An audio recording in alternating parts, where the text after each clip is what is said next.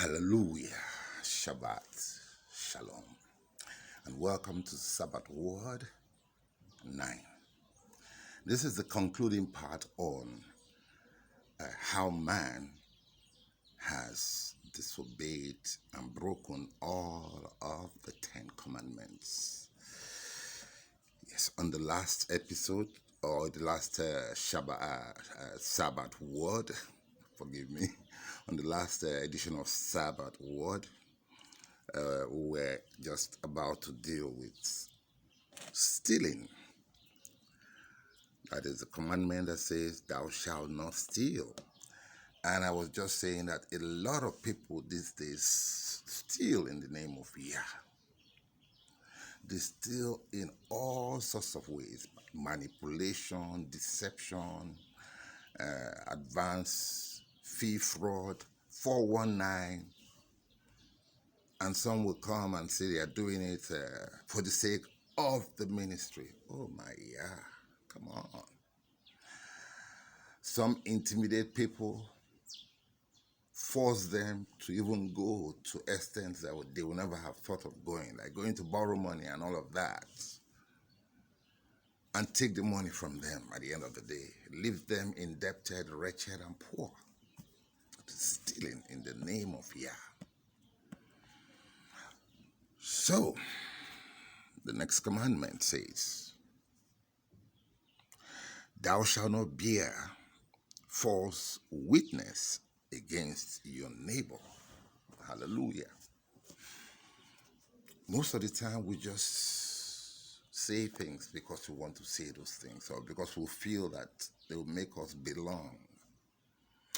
Especially in the body of believers, the ones that say they are. Well, in the body, you see so much of backbiting, lies. Some go to curry favor from whoever the GO is or the pastor by maligning and lying and spoiling other people for no reason most of the time. You look at it most of the time and say, there's really no reason for this.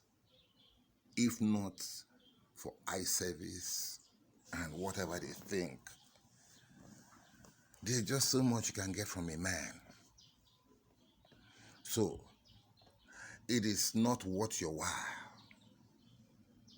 to destroy another person because you want to be seen in the good light of your pastor or GO. No, it's wrong. It's a sin. Thou shalt not covet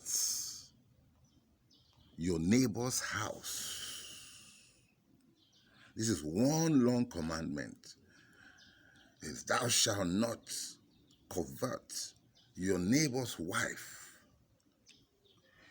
Thou shalt not take his manservant or maidservant or his ox or his ass or anything that is your neighbor's. This particular command, I think I need to read it again. This is the last command of the 10 commandments, and it's recorded in Exodus chapter 20, verse 17. It says, thou shalt not covet thy neighbor's house, thou shalt not covet thy neighbor's wife, thou shalt not covet your neighbor's male servant or female servant, his ox, his ass, or anything that belongs to him. Hallelujah. What do we have going on today? You have situations where some people have placed themselves in the position of Yah. They have become the Almighty to their hapless and totally brainwashed followers, mostly female. You have situations these days where some women respect their pastors more than their husbands, who are supposed to be their spiritual cover. The pastor has now taken over the place, function, and activities the pastor has coveted, so to say. And this goes on every day. In some cases, it's not even one or two or three. We have cases where all sorts of things happen in the house of Yah. People that sleep with other people's wives, that control their finances, control their emotional thinking, brainwash and teleguide them, that, oh yeah, have mercy on us. So you see, without really going too far into this, you can see clearly that man has broken all of the 10 commandments given to man by Yah.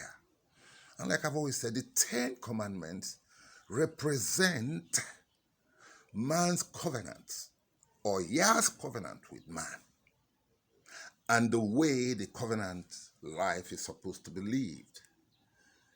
He has given us rules and regulations, and we have broken all of them. Thou shalt have no other gods before me. We have. Thou shalt have no other God before me. Do you know what that means? Yah is almighty, is all almighty, him by himself, eternally self-existing. No other. Not Yahushua, not Jesus, not what. No other. Yah is one.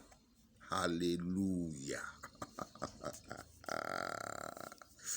Thou shalt not make unto yourself any graven image of any likeness of anything that is in heaven. Oh my Yah. That is on earth, beneath the earth, or that is in the water, under the earth. Nothing. People worship fish. People worship carvings of goats, dogs, monkeys, whatever. People worship all sorts of rubbish. These things that you worship, you have been given dominion over them. You are the one that named them. Yah said, let's create man in our own image and likeness and give them dominion over the world. Genesis 1:26-27. This happened. But man lost this dominion to the devil because Satan penetrated him through the woman. So if we can go all the way, the Sabbath day has been changed by man. Oh my Yah. And this is the day that was given to all generations in memorial. Do you know what that means?